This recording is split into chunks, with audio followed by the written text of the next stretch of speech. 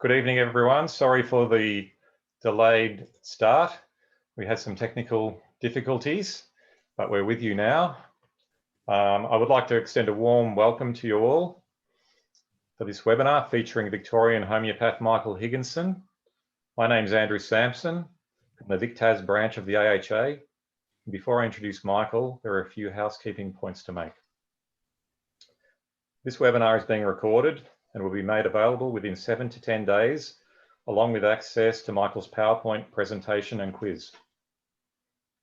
Please do not contact the National Office regarding the availability of this recording. You will receive an email when it is available. The recording and PowerPoint presentation will be permanently available. Upon successful completion of the quiz, you will be able to download a CPD certificate. If you have any questions during Michael's presentation, please type them into the chat box, and I will announce them during the Q&A session at the end.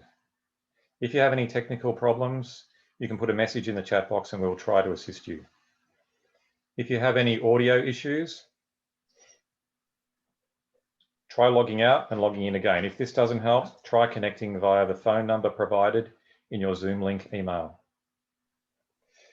Now, I would like to introduce Michael Higginson, who's presenting to us all tonight his work, The Dynamic Structure of a Drug Disease, Perceiving Silica Using 4 States as Examples, Part 1. Michael will be presenting Part 2 of this work during the 12th Australian Homeopathic Medicine Conference, online Inside Out, which is happening on the 22nd and 23rd of May this year. Michael has been working as a homeopath for 31 years, working in Geelong, Victoria, Australia, in continuous full-time private practice. He has a genetics and zoology degree from La Trobe University, a degree in natural medicine from the University of Southern Cross in Lismore, New South Wales, and also an advanced diploma in natural therapies from the Southern School of Natural Therapies in Melbourne. He has travelled to India 3 times, studying with the ICR, the Institute of Clinical Research in Mumbai. In particular, at ICR, Michael studied with Dr. Dilip Dixit, a senior and highly experienced homeopathic clinician. Dr. Dixit ran live seminars in Melbourne and Brisbane, Australia for nearly 30 years, and Michael participated in and helped facilitate many of these. Michael's approach to homeopathy is deeply informed by the ICR and its dedicated physicians. Michael presented a paper on a logical appreciation of miasms at the 2006 AHA conference, followed by a 2-day seminar in Perth for further explanation requested by interested participants. In 1999, he presented a paper on alternatives to HRT and managing menopause at the Asian Homeopathic Medical League conference in Brisbane. In 2018, a paper on silica was presented to the British Faculty of Homeopathy conference in Liverpool, England. Michael is a member of the Australian Register of Homeopaths and a fellow of the Australian Natural Therapists Association. Michael, welcome. It's wonderful to have you here tonight to share your knowledge with us. Over to you, Michael. Thanks, Andrew. Thank you for the opportunity to say a few words, and hopefully there is something of value. You've mentioned most of the things in there, but there's a couple of cases that I would just like to background. I think homeopathy is a difficult discipline, and I think all of us are engaged in it because at some point or another we have been inspired by what we have seen. And indeed, the power, if you like, of the medicine. Kevin Ryan was an early influence for me in Geelong. And I remember a case that he treated with idiopathic thrombocytopenic purpura in an infant, which is essentially a lack of platelets and a bleeding disorder. And he had prescribed arnica in high potency on the basis that the mother had been physically assaulted by her husband during pregnancy, and the infant was actually the expression of that bruising. And that was quite a profound insight and application of quantum medicine, if you like, where force and matter are not really separate. Dr. Dixit, as you mentioned, I've spent a lot of time with him over the years, and I lived with him for a month in 1990 in Mumbai. There were many cases that were treated. He is a remarkable clinician. One in particular that I remember was a 9-year-old girl who had burns to 18% of her body, third degree burns, and that was managed at home hygienically. Third degree burns, Cantharis 10M every 2 hours, every 10 minutes for 2 hours brought that child pain-free, and it was managed with Cantharis 10M 2 to 4 hourly. But there was an important additional element that he brought, which was the use of calcium 30 twice a day for 10 days. And I'm going to leave that as an open question to the group as to why he did that. It took a while for me to understand it. And of course, as you mentioned in the introduction, many of the hardworking physicians at the Institute of Clinical Research had an influence on me. So I've sort of said that. I think what we do is actually profound. We are attempting, if you like, to understand how nature speaks to us, the language of nature, and indeed the consciousness in nature. And to understand our own nature and our distress, and to find its salve, if you like, or that which is most resonant with us in the natural world. Those photos might be more appropriate for a talk on sulfur, but nevertheless, hopefully you get the idea. So to do this, we must understand nature and our nature, and how to apply one to the other, and what barriers we might meet in doing this. So that's the essence of Hahnemann's aphorism 3. And the talk today is really about the nature of silica and what it can cause, its toxicology, its physiological role, and its expressions in nature, its quality. Right, so Hahnemann talks of erecting a portrait in disease. So if we talk a little bit more about Hahnemann, just very briefly, his seminal contributions as the provings. And I said to Gabrielle when we were discussing this early on, that in one sense, the provings are quite profound in that they are really, if you like, the first time matter has spoken to man. So the nature of substance is actually articulated through man for the first time, directly. And it is simultaneously an N=1 trial.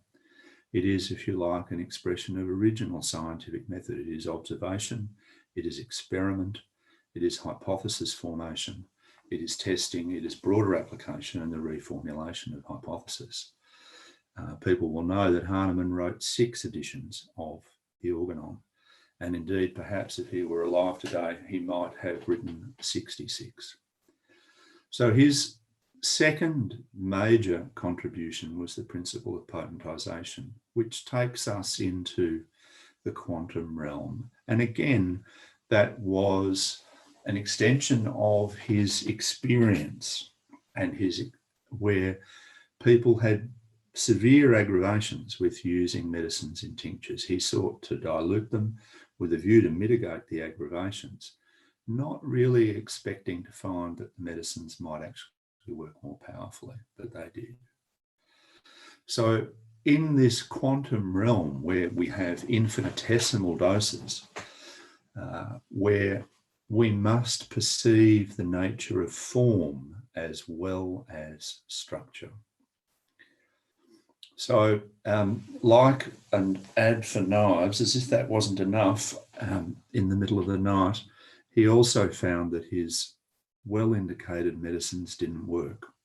So having already made these 2 huge contributions to medicine, he then set about developing a theory of chronic disease.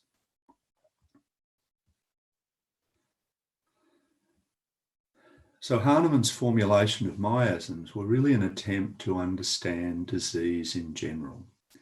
Sora, psychosis, and syphilis were grand generalizations of disease characteristics. They were spatial representations of what would become, in 20th century terminology, general pathology, patterns of response in general. In homeopathic terms, pathological generals. Hahnemann was seeking an understanding of disease in general and its deeper underpinnings as a consequence of his experience that well-indicated medicines didn't work. And what he was trying to achieve was quite remarkable with little knowledge of physiology, biochem, toxicology, or pathology. Fast forward 100 years, and Hans Selye develops his work on stress.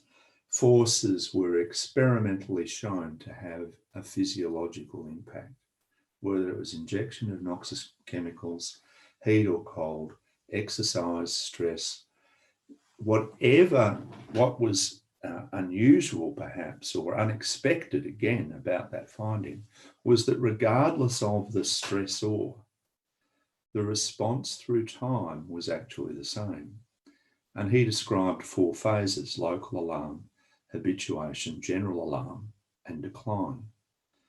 So multiple inputs, regardless of diversity, generated the same general pattern of response. And Selye termed that the general adaptation syndrome.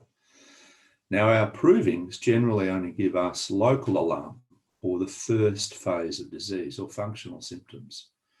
So how do we start to see past this? Enter Dr. M.L. Dowley, and his genius was really to see the similarity with Hahnemann's spatial portraits and Selye's temporal phases. So he saw SORA and local alarm, which might be in our terminology PQRS symptoms or moon phases, psychosis and habituation, indolent discharges or congestion. So this picture here of functional change to structural alteration, SORA, psychosis, tubercular, and then decline in syphilis. So he had made these 3 great discoveries. What Dr. Dowley was able to see was that these things were actually connected through time. So he added the tubercular dimension to reflect general alarm, which we might see as endocrine or autoimmune expressions. So the miasms are temporal and spatial phenomena simultaneously. Time and space. Chronic disease evolves through time.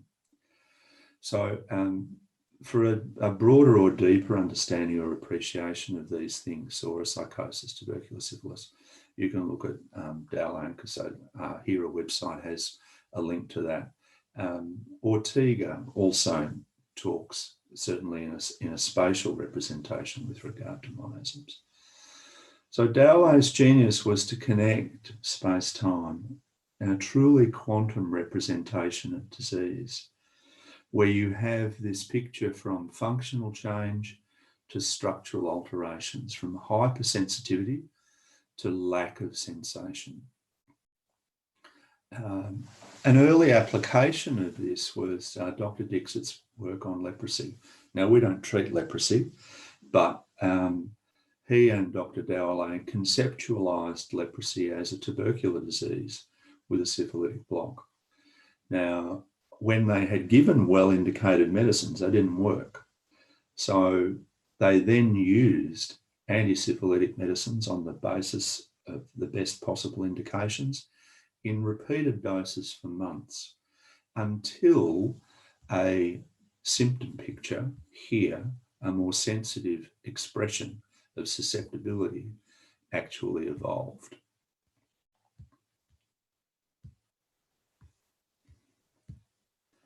Now, the importance of this is that if you don't have that dynamic structural understanding, you would give the medicine for a week and think it doesn't work. I have to change it. But these medicines were persisted with for months in frequent repetition until a symptom picture evolved.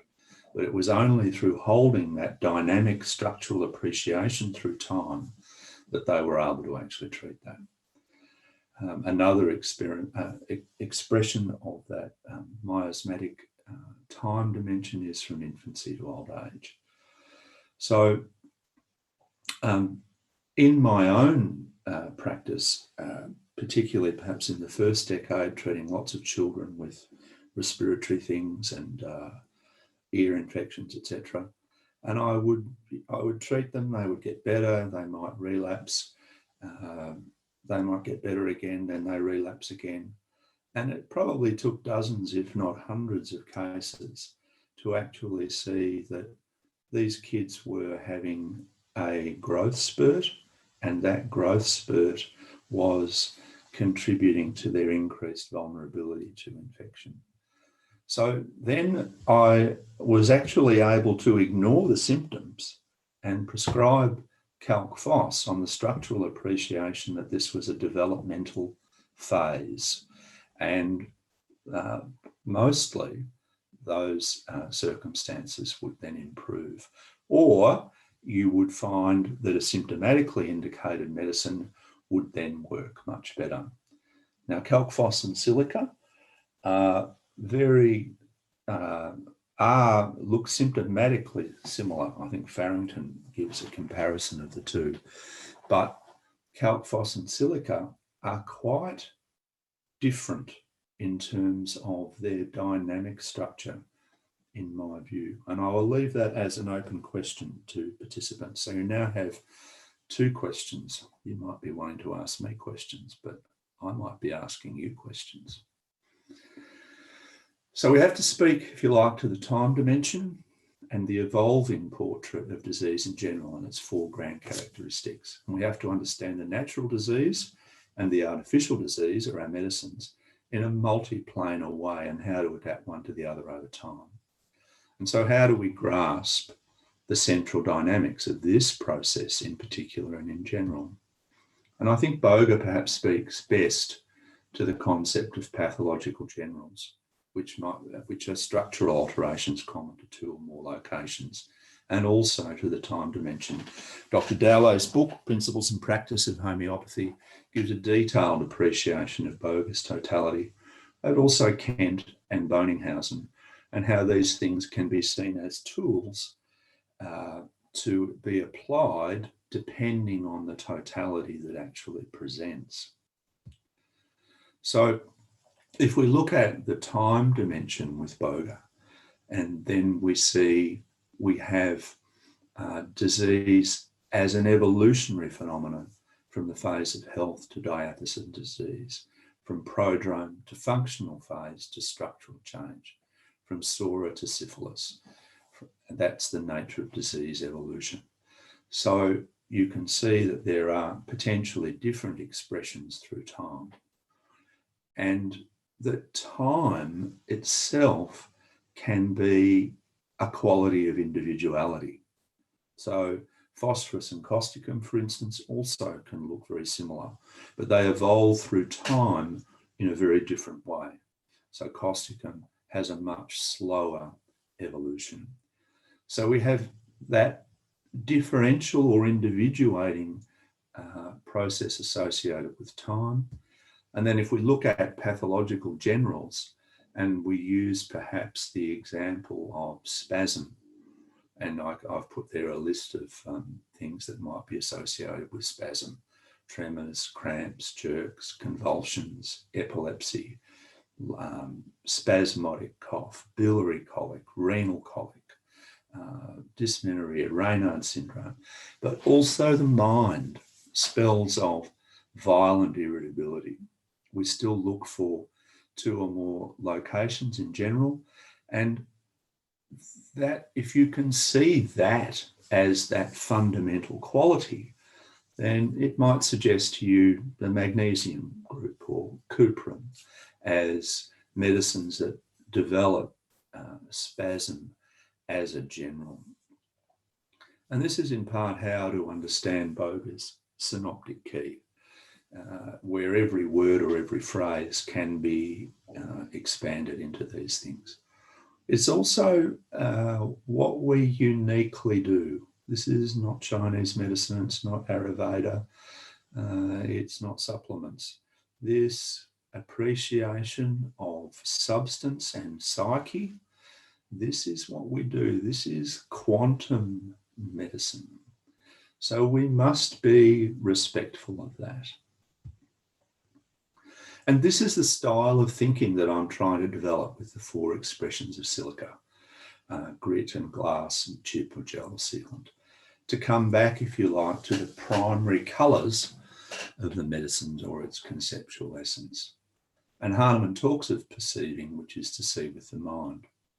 So in this first stage today, I want to talk about the natural disease and what silica can cause from a contemporary standpoint, and then to look at the physiology of silica and to see the expressions of silica in nature, its physical properties and expressions in the mineral, plant and animal kingdom, and to see how nature, if you like, seeks to speak to us through this substance to erect a portrait of silica. In stage 2, in May, we might look at how we apply the qualitative processes described and to see if they have resonance with what we already know from provings and case reports, and predicted applications based on what we review today, because good science is predictive. Hahnemann, in his treatment of cholera, hadn't seen a single case, but he predicted which medicines would be effective in that disease based on his appreciation of the medicines or the artificial disease. And stage 3 next year, I hope we might have a look at how to adapt one to the other and what impediments we may meet through a presentation of cases. And I'm hoping others in the interim might be able to apply these precepts profitably in practice in the interim and share their experiences.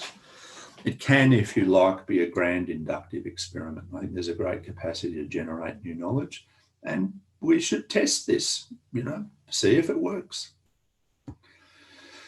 So one of the things here you can see, with one of the qualities that I'm looking to describe is glass, where there's a multiplicity of forms and colours and movement that is possible. And glass is a medium for light. And from one perspective, silica is seen as the light bringer.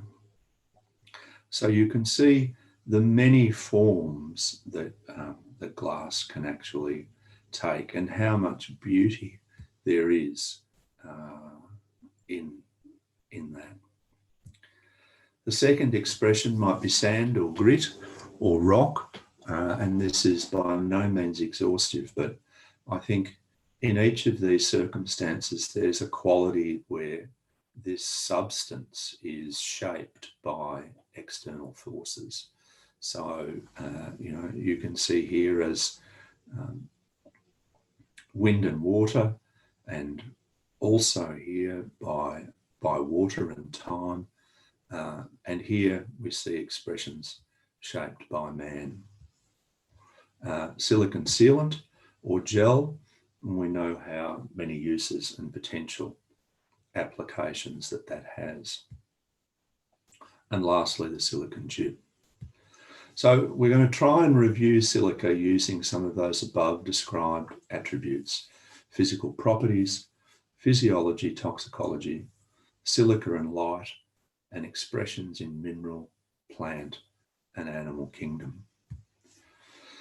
So if we look firstly at the physical properties, it's a micronutrient, if you like. It's 1 to 2 grams in the body. But a mole of silica will hold 330 moles of water, or 1 gram of silica will hold 100 grams of water.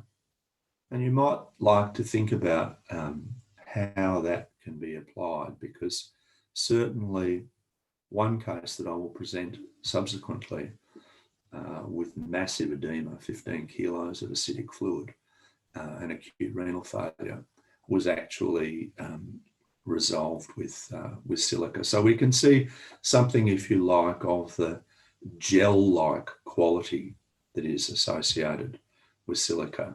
or that it has an organisational aspect in terms of water.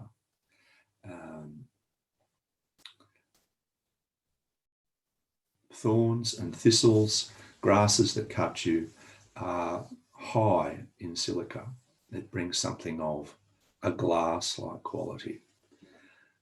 Quartz watches with electricity vibrate at exactly 32,768 times per second. And here you have the translation of spatial movement into time. And I put some, given that we have license to generalize on the basis of these qualities, I put some of these things just as thought experiments, if you like, with regard to the nature of silica. So a rock of predictability, conscientiousness, faithful, reliable, durable. And the point of this is that if you just see Kent's picture of silica as weak, cold, timid, and limp, you will many times miss silica in practice because they are often rocks of predictability. So you have this quality of hardness or durability, silica or quartz. It's 7 on the Mohs scale of hardness. But yet at the same time, it has this extreme ductility, this plasticity, this gel-like quality. So, here you have, in terms of time dimension, as a form of similarity, resonance with old age. You've got sclerosis, you've got dehydration, and silica is low in the elderly. In infancy, you've got plasticity, you've got high hydration. It is gel-like, and indeed silica is high.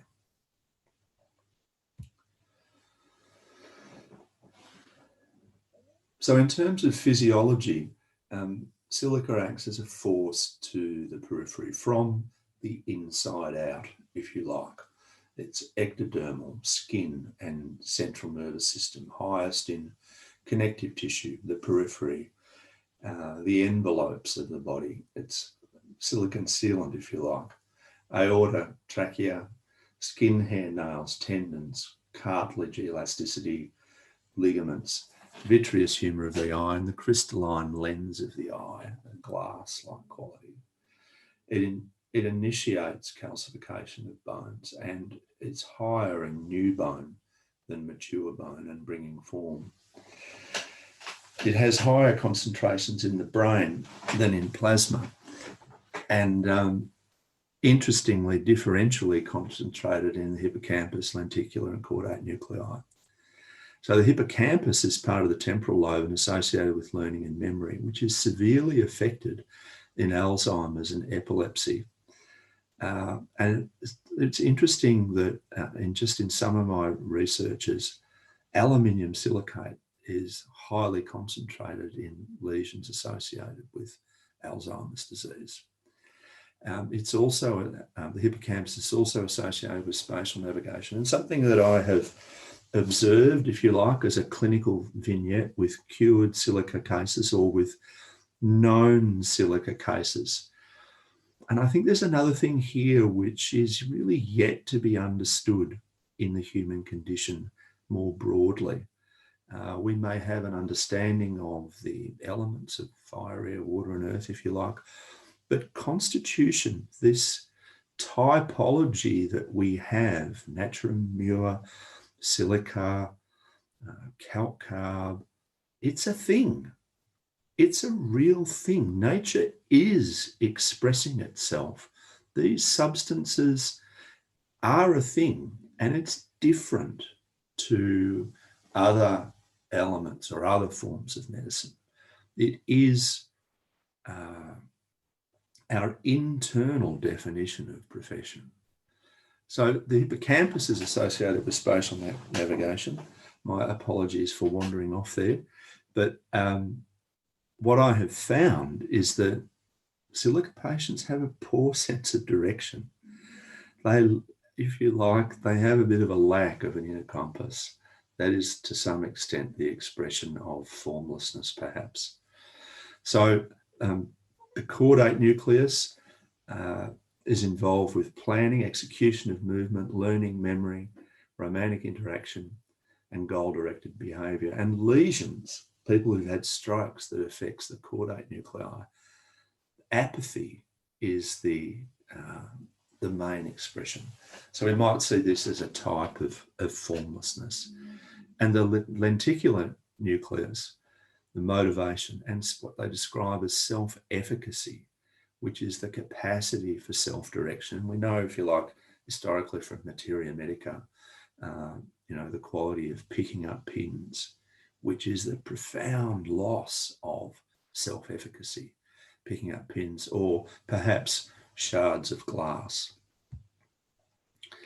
So if we look at, so that's something of a review of the physiological role, but if we look at what silica can cause in terms of disease, in terms of its toxicology, there's a lot of information that we can bring together there. I've listed a few things there: autoimmune responses, diseases associated with silicon implants, rheumatoid arthritis, systemic sclerosis, Sjogren's syndrome, autoimmune responses in susceptible individuals. And it strongly develops that third phase of disease, the tubercular phase that I've described above. Fibrosis, increased risk of TB. Interestingly, silica is high in the pancreas, and the pancreas is apparently not affected by TB. Now, we also know that silica is highly indicated in nutritional states, and I wonder whether a significant part of that is involved with pancreatic function.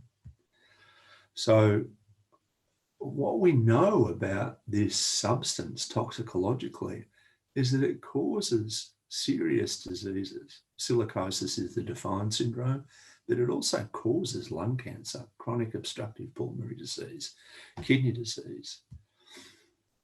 Now, there's an important note or clarification here, which is not to say that silica is a disease for silicosis, but rather that if we understand that general pathology, that general process that is contributing to silicosis, it might give us general indications in how we apply this medicine.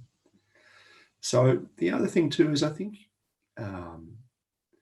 where you are in practice and you are faced with a case of lupus or systemic sclerosis or rheumatoid arthritis, and you haven't got any symptoms, or you haven't got anywhere to go, or you've given the medicine and it didn't work, potentially if you could see one of these qualities and that this medicine is capable of causing these structural changes, then you might be able to apply it profitably. At least you can share your thinking with your patients. Many times these days, even after 30 odd years in practice, I'll say, well, we are going to proceed on this basis. This is a provisional, or this is a working diagnosis, because many times we deal with things that don't have names. I can think of a child who could barely get out of bed 12 months ago who had no diagnosis at all. There's just a few facts on silicosis. But we also have our own toxicology. Toxicology is, it's a field of medicine, but we also have our own toxicology, because the proving is a toxicological experiment. Now, we know that silicosis is very slow to develop, and I think it suggests the pace of silica is very slow, and I'm not sure that's particularly new information. But Kent observes that in his introduction to the lecture on silica, that some of the provers never recovered. So what does that tell us from the inside out? For me, that suggests that there are implications of resonance with that syphilitic process. And of course, we see that from the above described diseases. But Hahnemann didn't have access to that information. But interestingly, and I think there is evidence for this from the provings, as well as the disease of silicosis, which takes a long time to develop, that silica is creating disturbance internally before symptoms appear, which is almost the opposite of what we expect with a proving, where you would get functional symptoms and you discontinue the proving as soon as symptoms appear for ethical reasons. But in this, you don't get symptoms until there is already harm done.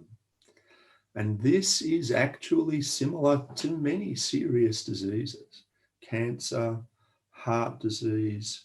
These things often present late, and they don't necessarily present symptomatically until very late. Chronic renal failure is a great example.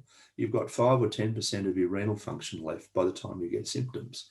Well, we would hope that we would be able to intervene prior to that. We can measure that to some extent now with glomerular filtration rate, and we should be looking potentially to try and help some of these people. And I'm suggesting uses here for silica where that syphilitic dimension is present. A facilitation, if you like, to bring about symptoms or better expression in that dimension where you have a lack of sensation, where you can't see what is going on, but you might be able to see on the basis of the family history or the past history, or indeed the life space where you see destruction, distortion, or lack of sensation. I use a quote here from Wordsworth: "To evil as a guard against worse ill," where you are actually using something to generate a greater degree of clarity or indeed some insight. So now that's a hypothesis. It's a generalization. The fact that we know silica can expel particles, what we know about silicosis, and what we know from Kent's experience with the provers. And so the grit in that it moves it to the periphery and that it might bring clarity. Steiner recommended it for measles, where the rash develops poorly. This was an article that I found on nephrotoxicity, autoimmune disease, scleroderma, lupus, but also aneurysm formation. Now, I saw also that it had an action on the aorta, and I thought, this is a small example. But we have maybe a pathological general with silica of aneurysm formation, aorta and kidney. If we had no other data, and you might not get data with something like this, in a case other than family history of aneurysm and perhaps anticipatory anxiety about the family history, and we know silica has affinity for connective tissues, we might prescribe silica with some confidence that it would offer some protection. Again, I said, certainly we can share our thinking with patients and support their choice. We know silica acts deeply from our evidence of what it can cause. I would stress that I am not suggesting this is a medicine to treat aortic aneurysms, but rather that we might intervene preventatively or protectively where that may be in the past history. So what I'm really encouraging people to do is, if you like, almost to put these concepts together like rubrics and to some extent create new totalities that we might be able to use and prescribe and generate new knowledge on the basis of what we know. So we'll move towards the silica expressions in nature.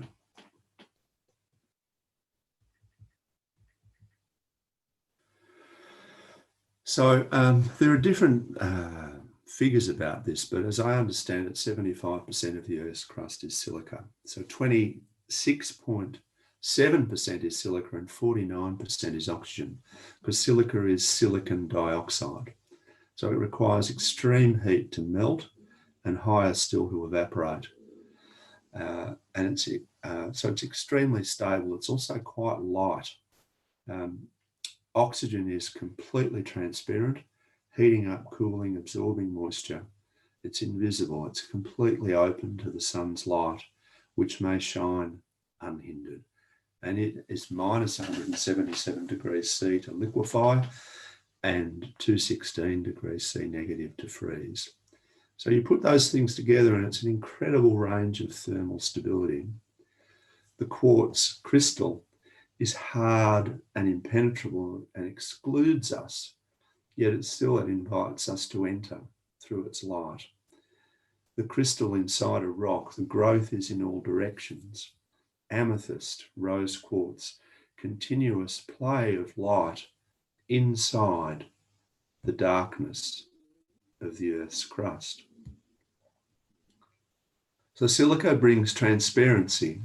It brings or glass. It's the eye to light, the ear to sound, the brain to thought, and the light of the spirit to old age.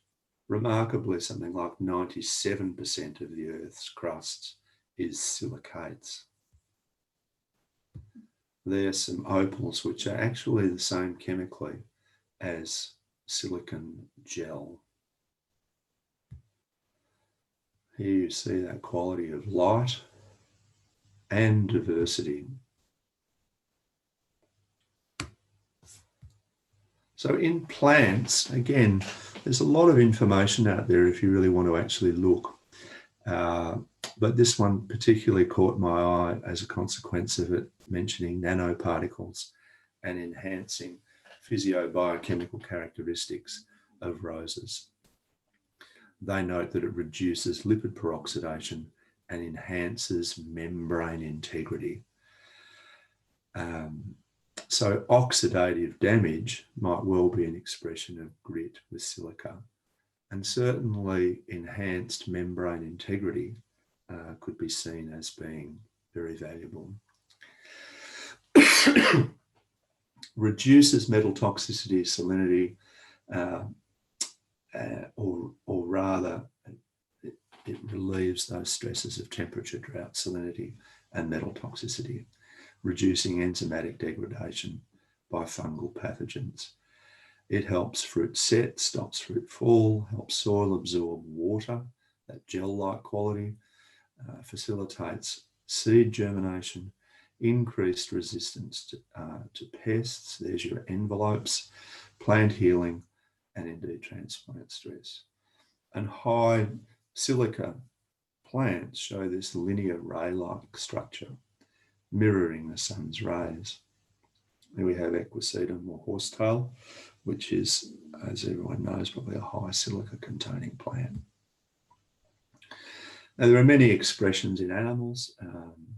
Furs and hair are obviously high, but a bird feather, which is hollow and is almost completely silica and has barbs and then barbules and then barbicels. And if I show you that ultrastructural picture of a feather, it almost has this sort of crystal lattice-like array. And it's an expression of form, if you like, being victorious over matter. And it's a non-living tapestry. There's no blood, there's no respiration, and yet it moves freely. So silicon, which we're all familiar with, is slightly different to silica. It's freed from oxygen at high temperature and purged with argon. And so it's now no longer open to light. Now it's the passage of electricity. It's the multiplicity of forms without light. So silicon has a loss of light. A change is made when we bring forth an element that doesn't exist. It's not only not open to light, but reflects it to a large degree. And I made a couple of observations there with regard to the use of how silicon might be used in terms of the surveillance state, or a virtual reality that's actually abstracted from nature, and then perhaps indeed a mechanism for fake news. But not all is dark. There is a light still when all other lights have gone out. And I wanted to finish, if I can, with this picture of radiolaria, which are single-celled protozoa with silica exoskeletons, which is drawn from the water around them. These are 500 million years old, and they're the earliest skeletal animal life forms. They're tiny. They're 30 to 200 microns in size, which is 0.03 of a millimeter. And you can Google, there's more pictures of these things. They present an alphabet of possibilities. And one of the descriptions that I saw, which I liked, was that it's as if the ancient sea was dreaming of organic and invented form. Charles Darwin, in communication with Ernst Haeckel, would marvel that single-celled organisms could produce structures of such complexity. And Haeckel was the first to systematically describe the radiolarians. But you can see architecture in that. You can see form. So there's some marvelous pictures of those things. And as I said, the complexity, the diversity, the genius in that, 490 million years before man. So that concludes part one, a brief review of the natural disease and silica in nature. I think the key point is that there's a multiplicity of forms that have the same dynamic structure, and that we might have another tool, another way of thinking, if a complete symptom picture on conventional lines is unavailable, that we might support clarity, the bringing to form, that we might be able to perceive directly, that we might instantly recognize the picture in spite of apparent differences, and that we have a rudder, if you like, in the storms of symptom changes or apparent lack of progress, and that we might be able to apply this knowledge of dynamic structures in new situations. And remember too that pathological generals still require 2 or more locations. So in part 2, we'll consider a potential range of applications using this understanding, and to encourage thinking in this way, essentially an archetypal appreciation. As just a taste for next time, please consider applications of silica on the basis of sealant or gel. So we might look at tissue affinities such as extracellular matrix, glial tissue, bursa. We might look at a contemporary thing that we talk about, gastrointestinal hyperpermeability, or the leaky gut syndrome and its implications and how it's been described, with a whole range of neurological and neurodevelopmental disorders. If we looked at it dynamically, we might see it as a buffer between people, bringing light and tolerance to conflict, abuse, being pushed around, out of shape, but also non-judgmental, appeasement, adaptable, and indeed that we might facilitate neuroplasticity. So I'm happy to, so thank you for listening, and a special thanks as well to Joanne Greenland, who made this presentation much better than it would have otherwise been. And I'm happy to receive answers to my questions, or if I can, answer some of yours. That's great, Michael. Thank you very much for your presentation. Can you all please type in your questions for Michael in the chat box? We don't have any there at the moment, but I know Michael posed a couple of questions to the audience, and one of them was regarding calc iode 10M, is that correct? Calc iode 30. Oh, 30M. No, just 30, 30C. 30C, okay. Mm-hmm. But the reason for giving that. The reason for giving it, okay. Maybe you want to. And I'll explain that was constitutional medicine, and that was given. Do you want to just recap that so that people are clear on what you're asking them? Yeah, sure. Mm-hmm. So Cantharis 10M was given in a case of third-degree burns, okay, frequently, until pain relief was obtained, and then continued as long as healing progressed. And at the same time, calc iode 30 was added to that prescription and given twice a day for 10 days. Does anybody know why that would have been given?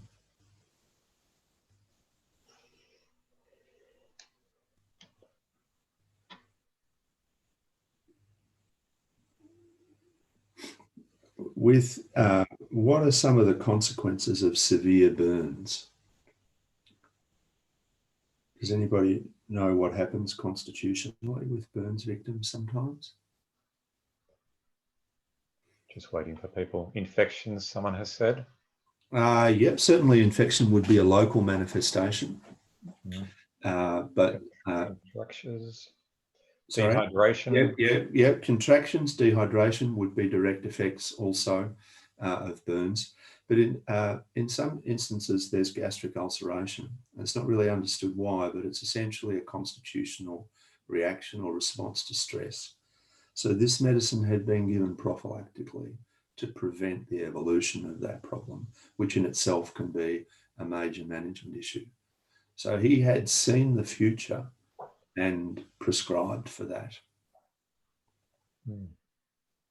Beautiful. Mm-hmm. And what about my calc phos observation? Anyone got any answers to that? So that was comparing calc phos and silica. In terms of their dynamic differences, yeah. Type your comments, opinions regarding that in the chat box, please.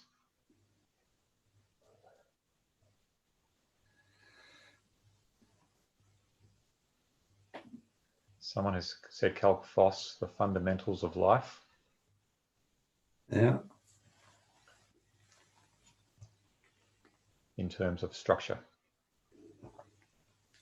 In terms of dynamic structure, yeah. In terms of perceiving quality or archetype, if you like. Someone else has said good for developing bones. Development is a key word, yes. Although both silica and calc phos could be seen as supporting developing bone. So they would not be fundamentally different in that way. Yeah, we're looking for differences between the two, not similarities. Yeah. Because this is part of our challenge with symptoms, is that we end up with things looking the same. So we have lots of symptoms and lots of medicines that have lots of symptoms. So how do we see into the dynamic structure, as Hahnemann suggests in aphorism 3? How do we perceive? How do we see with the mind? And how do we see through time? And to some extent, you know, my appreciation of this, and it may not be right, it may not be complete, but it has taken a long time to evolve. So silica as a fundamental element of its nature is, generally speaking, conscientious and faithful and mature. Calc phos, if you look at it, struggles with developmental phases, whether that's menopause, whether it's onset of first menstrual period. You look at the books,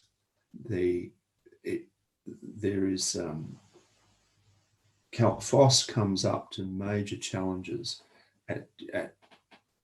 at phases of life that challenge the next stage of maturity. So that's how I would differentiate between calc phos, is that calc phos struggles much more with maturity than silica. Mm-hmm. So that would be my dynamic, if you like, differentiation. And indeed, one of the things we talk about, particulars and generals, we talk about seeing the particulars and the generals, but we talk less about seeing the generals through time. So we look at a symptom picture and then we prescribe on that. But what we sometimes need to look at is at that phase. So, sometimes menopausal flushing, for instance, I have treated with calc phos, not on the basis of particularly of symptoms, but on the basis that that woman is really struggling with that hormonal change. Her identity is actually being fundamentally changed, and it's a struggle. But at the same time, because of what I know about that medicine, I know I'm also protecting her bone density. I know that that medicine is going to be adding some value in terms of bone density. And if it works really well, I might be sending her for a bone density scan because I might have concerns about that. And at this stage in my evolution of a practitioner, I can't predict whether somebody has got osteoporosis. So that, for me, is one of those diseases that doesn't present symptomatically until you break a bone. So it may be possible at some future stage of evolution that I can say that I can see it, and 2, that I can treat it, and 3, that I can say that it's successfully resolved. But at the moment, I don't have that insight. Mm-hmm. So but I do have insight to suggest that she might be at risk, and this is worse, and that this might be worth assessing. And people often in practice, you don't always get it right, but they appreciate your care and concern, and that you perhaps point them in another direction. So this is something from our body of knowledge that we can add to patient care. So using that preemptive approach. That's right. Absolutely, Andrew. Yes, using that anticipatory approach, and that's right. And hopefully seeing problems before they evolve and being able to intervene. That's an excellent observation. Yeah. Do we have more questions for Michael? He obviously has a wealth of knowledge here, so we should take advantage of that. Anyone from the panel? We've got. Reread the things. It will take some time to digest some of this stuff. In one sense, I am trying to distill 30 years of practice into 50 minutes or into 3 hours, if you like, if you take the next 2 phases of it. And, in some respects, from my point of view, it's because, at least in this country, there aren't great educational pathways for young people in terms of doing this. So hopefully, somebody can pick up the pieces in terms of the next generation and apply this. I know with Dixit and his leprosy project, it wasn't like it just instantly fell out of the sky and it all got worked. Like I saw the reading that he did for that project. I saw how hard he worked to make that a reality. You don't change a biblical scourge and resolve that without considerable application.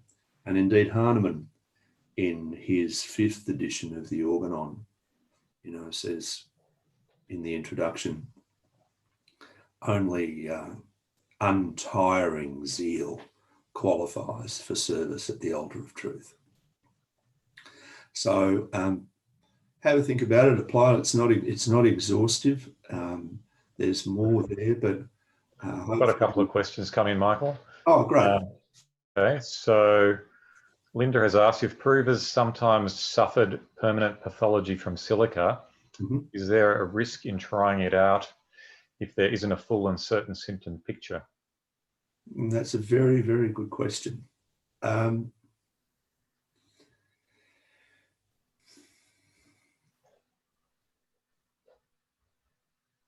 Look, I think the risks would be low in terms of using that medicine dynamically, and they would take a long time to evolve, and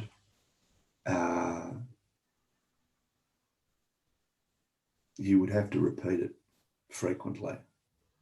So, but if you are going to use it prospectively in this way, then you should have clarity about what you are actually trying to achieve. So, if you're prescribing it for bursitis on the basis of grit and gel, if you like, then, you can watch and observe what's happening. If you're prescribing it, and I haven't done this, so it's only just a suggestion, if you're prescribing it as a buffer between people in terms of marriage counselling, which just does seem like a space age recommendation, then I guess you just have to watch what's happening with that. I think our medicines, generally speaking, certainly in potency, are pretty benign. But if you were going to give it, frequently over a long period of time, maybe it would be a problem. That is, in fact, what we do, really, isn't it? It's what it can cause and what it can cure. Someone else has asked. I don't know that I absolutely know the answer to that question. As I said, this is, in some respects, a work in progress. Someone has mentioned that she's cautious using silica where there has been a joint replacement because of the principle. Yeah, absolutely. That I would bring up in the next phase of the talk. Anyone who's got prostheses, I think you should be very cautious with using silica.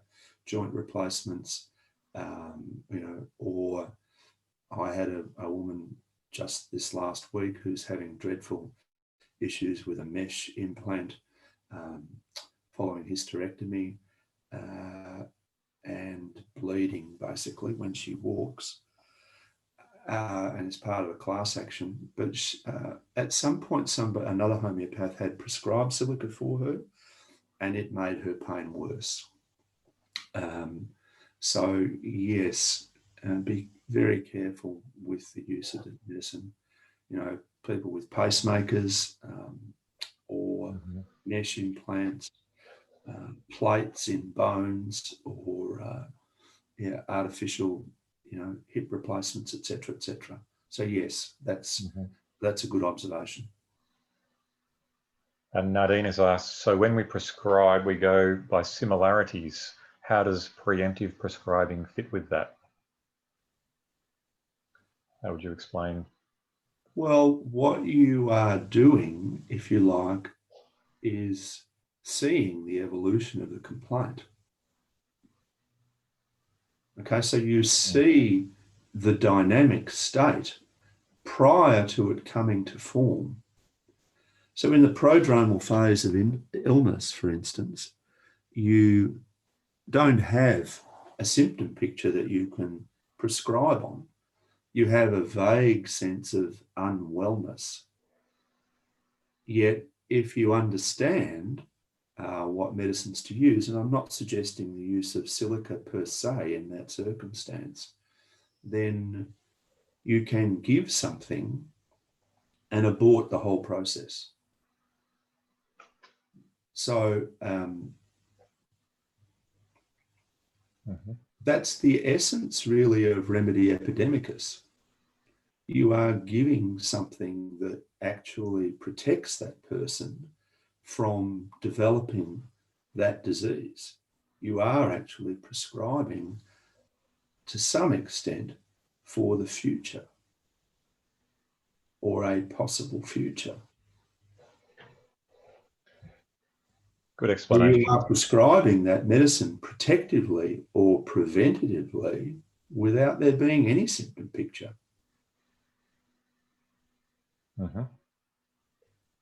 Okay, Michael, thank you so much for tonight's presentation.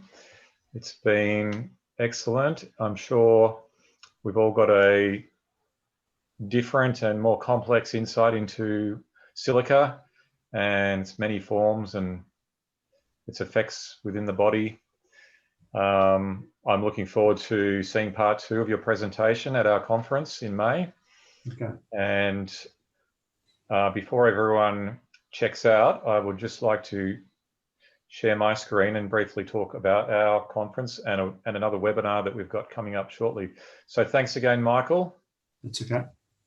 All right, presentation. Okay, so I will.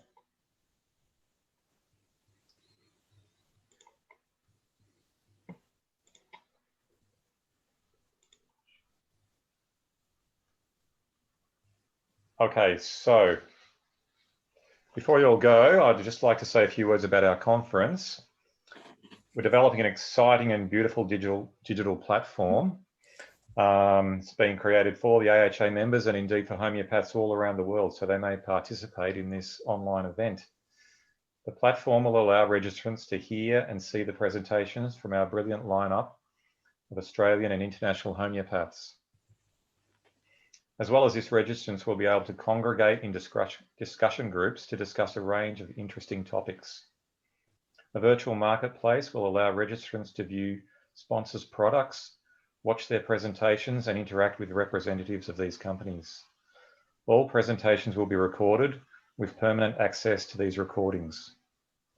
I've posted a link for the conference registration in the chat box. We're still in the early bird pricing period, but there's only 9 days left of that. So you better get in quickly to save some money.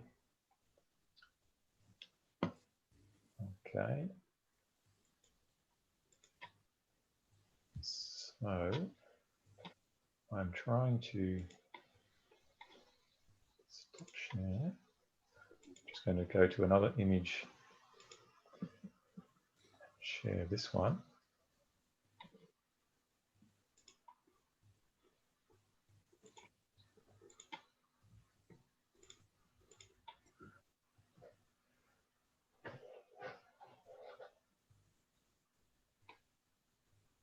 And the last thing I want to mention is our third free conference prelude webinar. This one is with Sally Moore from WA, who'll be speaking on Journeys on the Source, 3 Australian flora remedies. This webinar will be on the 5th of May at 7:30 p.m. Australian Eastern Standard Time.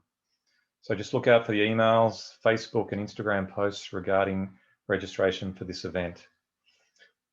Thank you so much, everyone, for attending Michael Higginson's presentation tonight and for your continuing love and support of homeopathy. I wish you all good health and a good night.